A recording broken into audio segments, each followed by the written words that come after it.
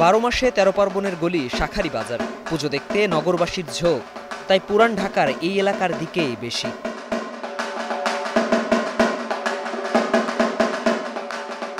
প্রতিবারের মতো এবারও বর্ণিল সাজে সেজেছে এখানকার মণ্ডপ।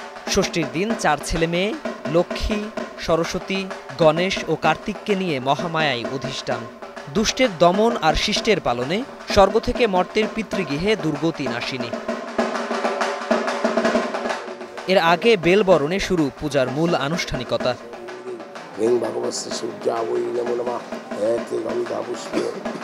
এ সময় ভক্তের প্রত্যাশা, সবার জন্য মঙ্গল বয়ে আনবে এবারের শারদীয় দুর্গোৎসব।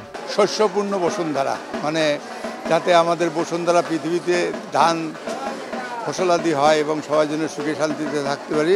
পরে বেলা বাড়ার সঙ্গে সঙ্গে মণ্ডপে মণ্ডপে বাড়ে ভিড়। আমাদের শাশুড়িরাও করেছে, এখন আমাদের কাছে দিয়ে দিয়েছে, আমরা আবার পরবর্তী আমাদের বউকে দিয়ে দেব। এইভাবে আমাদের পূজা, এটা আমাদের পারিবারিক পূজা, এটা আমরা 5 দিন খুব আনন্দ করি।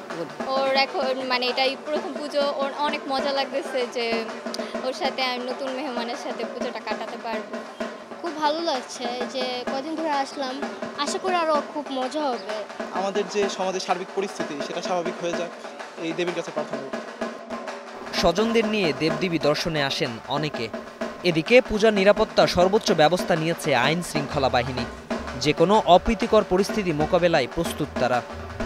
আমরা সার্বক্ষণিক প্রত্যেকটা মণ্ডপ পরিদর্শন করতেছি এবং আমাদের যে ডিপ্লয়েড ফোর্স আছে, ডিপ্লয়েড অফিসার্স আছে, তাদেরকে ইনস্ট্রাকশন দিচ্ছি যাতে সুষ্ঠু এবং শান্তিপূর্ণভাবে পূজা উৎসব আমাদের হিন্দু ভাইরা পালন করতে পারে।